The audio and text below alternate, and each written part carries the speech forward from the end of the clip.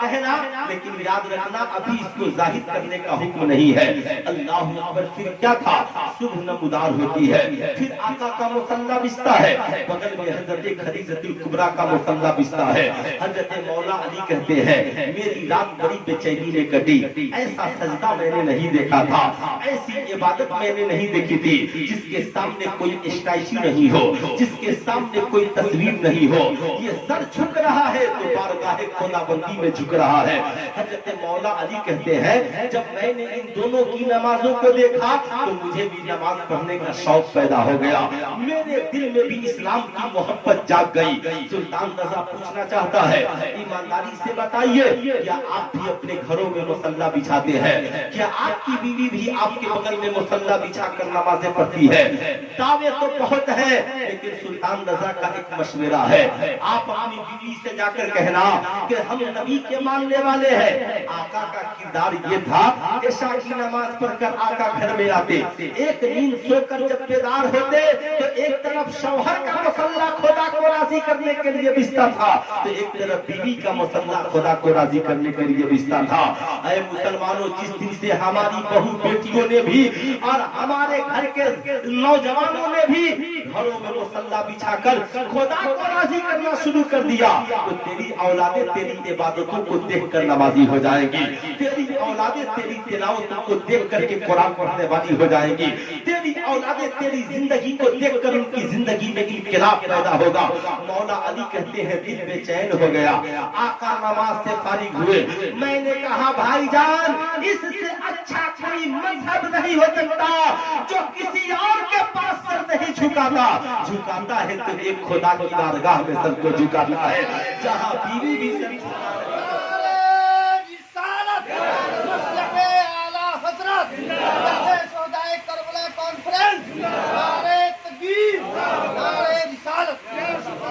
ماشاءاللہ ماشاءاللہ ہے نا۔ ساتھی معظم مکرم حضرت مولانا انوار صاحب قبلہ نعیمی دعوت برکاتہ العالیہ والقدسیہ، یہ ان کی محبت ہے کہ رات کے 12 بج چکے ہیں پھر بھی وہ تشریف لے آئے۔ ان کی محبت ذرہ نوازیاں کرم نوازیاں جب ان لوگوں کو میں دیکھتا ہوں تو دل بہت بے چین کرتا ہے کہ کاش میں بھی چھپرا میں ہوتا، ان لوگوں سے بار بار ملاقات ہوتی۔ سیوان شہر میں میرا کوئی ایسا ساتھی بھی نہیں ہے جس سے جا کر دل کی بات کریں، کچھ کہیں بیٹھے، جس سے کچھ علمی مذاکرے ہوں۔ اللہ رب العزت ان بزرگوں کو سلامت رکھے، آپ بھی دعا کریں، یہ قسمت سے آپ لوگوں کو میسر آ گئے ہیں، اس لیے ان بزرگوں سے آپ لوگ فائدہ حاصل کیجئے۔ میں یہ عرض کر رہا تھا صاحب نبی کے سجدے کو دیکھ کر علی ایمان لا رہے ہیں، حضرت خدیجہ الکبریٰ کے سجدے کو دیکھ کر علی ایمان لا رہے ہیں۔ مولا علی کی زندگی بتا رہی ہے جب گھر کے بڑے گھروں میں مصلی بچھاتے ہیں تو چھوٹے بھی سجدوں کے عادی بن جاتے ہیں۔ ہمارا حال کیا ہے؟ ہماری زندگی کی پوزیشن کیا ہے؟ ہماری حالت کیا ہے؟ اس لیے سلطان رضا کہنا چاہے گا او اسلام کی مقدس شہزادیوں، کیوں صرف تم تعویذ کے پیچھے بھاگ رہی ہو؟ کیوں صرف باباؤں کے پیچھے دوڑ رہی ہو؟ آج ہماری قوم کے لوگ صرف صاحب تعویذ لکھ دیجئے بیٹا اچھا ہو جائے، تعویذ لکھ دیجئے بیٹی نیک ہو جائے، تعویذ لکھ دیجئے میری اولاد نیک ہو جائے۔ قسم خدا کی تعویذیں بھی فائدہ کرتی ہے لیکن سب سے پہلے آپ اپنی زندگی کو بدلیے، جس دن آپ بدل جائیں گے انشاءاللہ آنے والی آپ کی نسلیں بھی آنے والی آپ کی نسلیں بھی بدل جائیں گی۔ اب مولا علی کی زندگی کا کیا کہنا؟ آپ نے یہ سنا ہوگا مولا کائنات کی زندگی کا عالم یہ تھا، ایک تو آقا کی تربیت میں رہتے تھے، سب سے زیادہ اسلام اور تربیت جن کے پاس سے ملی وہ حضرت مولا علی کی ذات ہے۔ مولا علی سے کسی نے پوچھا حضور یہ بتائیے ابو بکر صدیق کے زمانے میں اتنا اختلاف نہیں تھا، حضرت عمر فاروق کے زمانے میں اتنا اختلاف نہیں تھا، آپ کے زمانے میں اتنا اختلاف کیوں ہے؟ تو حضرت مولا علی کہتے ہیں ان کا مشیر میں تھا اور میرے مشیر تم ہو، اس لیے آج اختلاف اس قدر ہے۔ صاحب حال یہ تھا सारे सहाबा मौलाए कायनात से बेपनाह मोहब्बत करते थे। मौला अली के इल्म का ये हाल था, एक ऐसा इल्म मौला अली का जो आज पूरी दुनिया में मौजूद है। हर घर में वो इल्म मौजूद है, हर स्कूल में वो इल्म मौजूद है, हर कॉलेज में वो इल्म मौजूद है। हर चाहे वो हिंदू हो या मुसलमान हो, क्रिश्चियन हो या ईसाई हो, नसरानी हो या यहूदी हो, कॉलेज का प्रोफेसर हो या मदरसे का मुदर्रिस हो, हर शख्स के पास वो इल्म मौजूद है। आप कहेंगे मौलाना वो इल्म क्या है, तो साहब उसे इल्मे ज़बान कहते हैं। जब लोगों की जबान बिगड़ने लगी, जब लोगों की जबान की हालत खराब होने लगी, लोगों की जबान बिगड़ने लगी, तो मौलाए कायनात ने एक साहबी से कहा, सुनो सुनो, मैंने सुना है कि लोगों की जबान बिगड़ रही है, इसलिए मैं तुझे 3 चीजें लिख कर दे रहा हूँ, तुम इस पे आगे काम करो ताकि लोगों की जबान अच्छी हो जाए।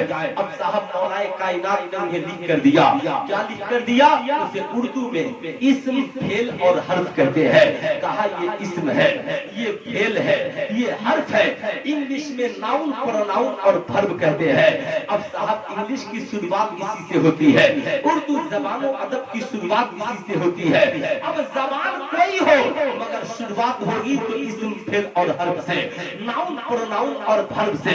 अब साहब इसकी बुनियाद अमेरिका के ऑक्सफोर्ड यूनिवर्सिटी के किसी प्रोफेसर ने नहीं डाली, इसकी बुनियाद लंदन और पेरिस और अलीगढ़ मुस्लिम यूनिवर्सिटी के किसी दानिशवर ने नहीं डाली।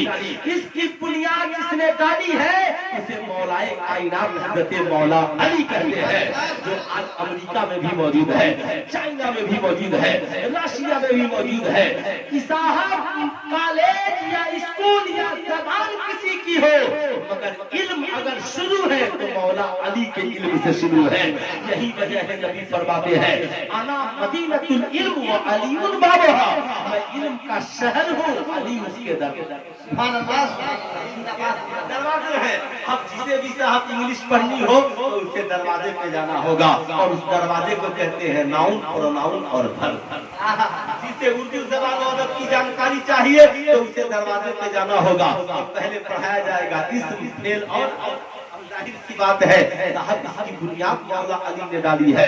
अब आइए मैं आपको बताना चाहूंगा मौला अली कितने बड़े मुत्तकी परहेजगार थे। आपने सुना हजरत की ज़बानी, मौला अली के इल्म का ये हाल था। मौला अली फरमाते हैं, मेरे ऊंट की एक रस्सी गुम हो जाए तो मैं उसे कुरान की रोशनी में तलाश लूंगा।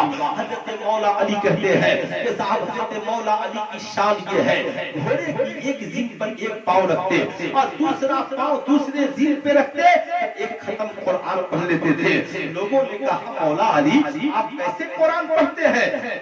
कुरान पढ़े तो दिन भर में एक खत्म कुरान पढ़े। मौला अली की ये शान। हजरत अली कहते हैं तेरी सिर्फ जबान से कुरान की, तू सिर्फ जबान से कुरान की तिलावत करता है, अली के जिस्म का बाल बाल कुरान की तिलावत करता है।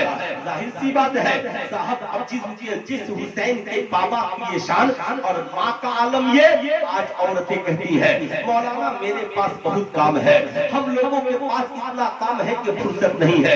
सुल्तान रज़ा पूछना चाहता है कितना काम है आपके पास? क्या हजरत सैयदा फातिमा से भी ज्यादा काम होगा आपके पास? हजरत खातून जन्नत से ज्यादा काम आपके पास नहीं होगा।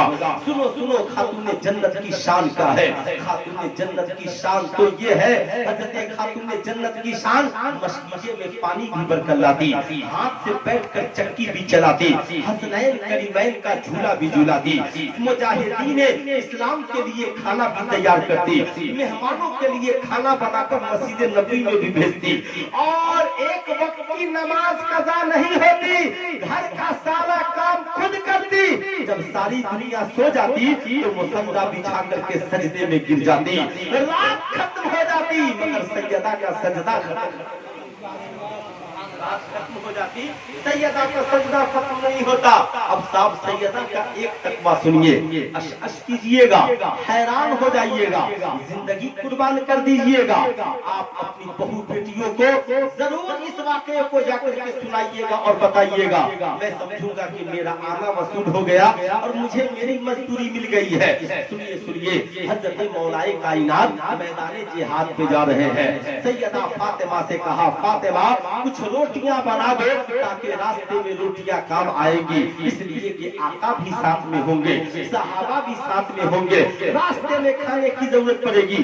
सैयदा फातिमा जाती है और घर में जितना आटा है सबकी रोटियां तैयार करके दे देती है। मौला अली से एक बार भी नहीं कहा अली आप तो जा रहे हैं, घर भी कुछ खाने का इंतजाम करके जाइए। अभी साहब नई नई शादी हुई है, सारा सामान तैयार कर देती है और हजरत अली सारा सामान लेते हैं, राज़ादे सफर लेते हैं, खाना लेकर निकल पड़ते हैं। एक दिन नहीं 15 दिन गुजर गए। 15 दिन बाद मैदान जिहाद से मौला अली वापिस आते हैं, जोरों की भूख लगी है। घर आए, बोला फातिमा दस्तरखान बिछाओ, कुछ खाना लगाओ। सैयदा पानी लाकर रख देती है और कहती है आका घर में तो कुछ खाने को है ही नहीं। हजरत मौला अली की आंखों में आंसू आ गए। कहा ए फातिमा घर में खाना नहीं है, कितने दिनों से नहीं है। कहा आका जब आप गए मेरे शौहर नामदार, जब आप मैदान जिहाद पे जा रहे थे आपने कहा था राह में खाने की जरूरत पड़ेगी।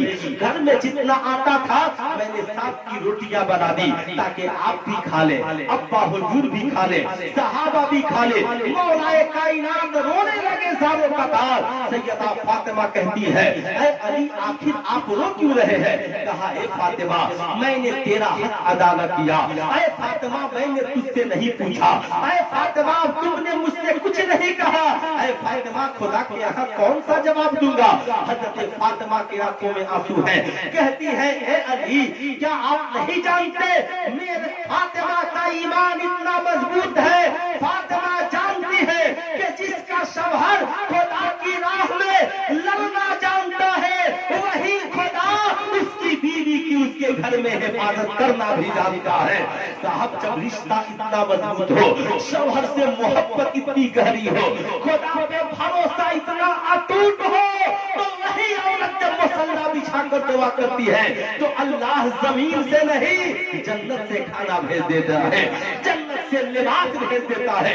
शर्त ये है कि शौहर की वफादारी दिलों में सलामत रहे। आप जरा सा सोचे वो इस्लाम की मुकद्दस शहजादियां सुल्तान रज़ा की आवाज तुझ तक पहुंच रही हो तो जरा सीने पे हाथ रख करके सोचो, बताओ अगर तेरे घर एक दिन खाना का इंतजाम न हो तो तू शौहर को कितने ताने देगी।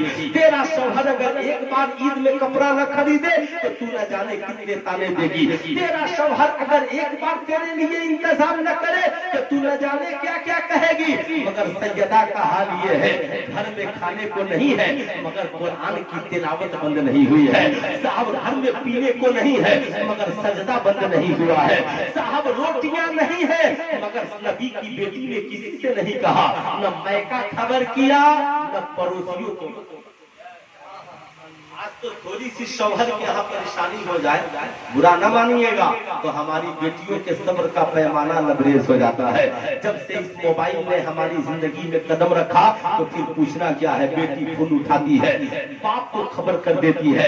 अब बाप नाराज होकर के चला जाता है, जाकर के न जाने क्या क्या कहता है, कभी दामाद को गालियां देता है। साहब अब बात हकीकत भी है, मेरी उम्र तो कम है मगर हजरत से पूछिए साहब लोग क्या क्या करते हैं। कभी दामाद को गाली, कभी समधी को गाली, कभी रिश्तेदार को गालियां, ऐसी ऐसी गालियां लोग देते हैं। तौबा कीजिए। लेकिन सुल्तान रज़ा इस्लाम की मुकद्दस शहजादियों से कहना चाहेगा वो इस्लाम की मुकद्दस बेटियों मुहर्रम में 10 दिन सिर्फ तुम इमाम हुसैन की मां के नाम पे चिराग जलाती हो तो कभी अल्लाह तौफीक दे तो सैयदा फातिमा की सीरत की किताब भी पढ़िए। आज अफसोस होता है, मेरी बात को बुरा मत मानिएगा और इसे दिल पे न लीजिएगा, इसलिए कि ये तकरीर किसी के दिल दुखाने के लिए नहीं बल्कि इसे तहरीक के तौर पर सुनिए। साहब कितना बड़ा इदारा आपने रखा है, इतने बड़े बड़े स्कूल कॉलेज आज है, ईमानदारी से बताइए आज तालीम की कमी है क्या। आप इस बस्ती में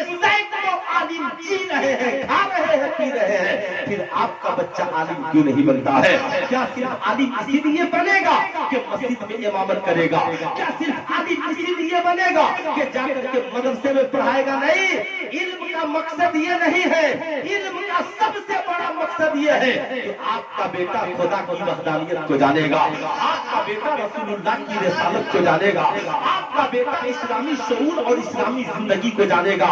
जब इस्लाम से वाकिफ होगा तो साहब जानते हैं आलिम भी बनेगा, फिर उसके बाद इंजीनियर, डॉक्टर, प्रोफेसर बनेगा। तो रिश्वत लेकर हुकूमत की दलाली करने वाला और मुल्क को गिरवी और बेचने वाला नहीं बनेगा, बल्कि साहब APJ अब्दुल कलाम की तरह और मौलाना फजलुल हक की तरह मुल्क की हिफाजत करने वाला बनेगा, इसकी शान शौकत को बढ़ाने वाला बनेगा। लेकिन शर्त यह है कि बच्चों को सारी जरूरतों के साथ दीनदार। सुभान अल्लाह। नारे तकबीर, नारे रिसालत, मसलके आला हजरत, यादे शोहदाए करबला कॉन्फ्रेंस, नारे तकबीर, नारे रिसालत। आज हमारी बेटी मैट्रिक तक की किताबें पढ़ती है, इंटर तक की किताबें पढ़ती है, BA तक की किताबें पढ़ती है, लेकिन इससे पूछिए कि खातून जन्नत की सीरत की एक भी किताब पढ़ी या कभी आपको तौफीक हुई कि हम कभी खरीद कर ला कर? बोलिए नहीं साहब, किसी को तौफीक नहीं होती।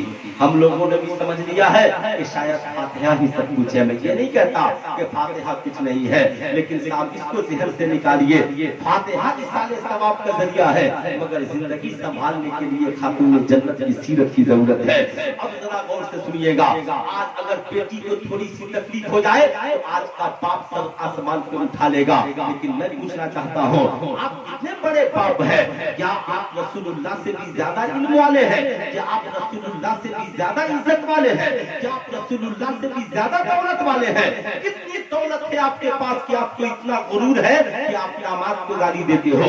कितना गुरूर है कि आप अपने रिश्तेदारों को गालियां देते हो? कितना तू अमीर और पावरफुल और दौलत वाला बन गया है कि अपने रिश्तेदारों को गालियां देता है? साहब इतना गुरूर न कर, इसलिए कि अल्लाह को तकब्बुर पसंद नहीं है। आका की शान ये है कि आका फरमाते हैं, मैं चाहूं तो एक तरफ सोने का पहाड़ चले, चाहूं तो एक तरफ चांदी का पहाड़ चले, लेकिन आका ने चलाया नहीं है। सुनिए जरा गौर से सुनिए और प्यार से सुनिए।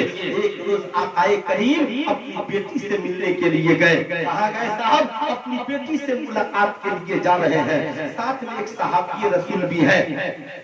आकाए करीम जब बेटी के दरवाजे पे पहुंचे, दरवाजे पे दस्तक दी, सलाम किया। आका के घर का ये दस्तूर था, जब आका अपनी बेटी के घर जाते तो सैयदा बाबा के इस्तकबाल के लिए खड़ी हो जाती, और जब सैयदा अपने बाबा के घर आती तो आका बेटी के इस्तकबाल के लिए खड़े हो जाते। आप साहब ईमानदारी से बताइएगा, आज आप अपनी बेटी के इस्तकबाल के लिए खड़े होते हैं? बेटा सऊदी अरबिया से आए तो लोग एयरपोर्ट पे हाथ बांधे खड़े रहते हैं, उसकी सामान और अटैची खींचते हैं, मगर बेटी जब अपने ससुराल से आती है तो बाप खड़ा नहीं होता। बाप सोचता है मैं तो बाप हूँ, बेटी की ताज़ीम क्यों करूंगा? लेकिन अगर आपने नबी की सुन्नत समझ के बेटी की ताज़ीम की तो आपको सुन्नत का भी सवाब मिलेगा और सुन्नत को जिंदा करने का भी सवाब मिलेगा। आपकी बेटी की इज्जत करने का भी सवाब मिलेगा। आपकी बेटी समझेगी मैं जिस घर से गई थी आज उस घर में आई हूँ तो मेरी इज्जत बढ़ गई है। लेकिन साहब शर्त यह है कि आपकी जिंदगी में सीरत मुस्तफा उतर जाए, आपकी जिंदगी में ये बातें उतर जाए। हजरत मौलाए कायनात घर पे मौजूद नहीं है, आका तशरीफ ले गए, दरवाजे पे दस्तक दी, सैयदा सलाम का जवाब देती है और कहती है बाबा जान आज आपसे मेरी मुलाकात नहीं हो पाएगी। अब जरा सा सोचे, बेटा बाप बेटी से मिलने के लिए गया हो और बेटी कहे कि आज मुलाकात नहीं हो पाएगी, आखिर इसकी कोई वजह तो होगी। आका कहते हैं बेटी फातिमा क्या अपने वालिद से नाराज हो? नहीं अब्बा हुजूर। क्या अली से तकलीफ है? नहीं अब्बा हुजूर। क्या किसी ने फातिमा के दिल को दुखाया? नहीं अब्बा हुजूर। आका फरमाते हैं लोगों फातिमा के दिल को न दुखाना, इसलिए कि उससे मुझे तकलीफ होती है। आका कहते हैं बेटी राज क्या है? आखिर आप इससे मिलना नहीं चाहती। सैयदा की आंखों में आंसू आ गए, कहती है बाबा जान मेरा राज खुल जाएगा।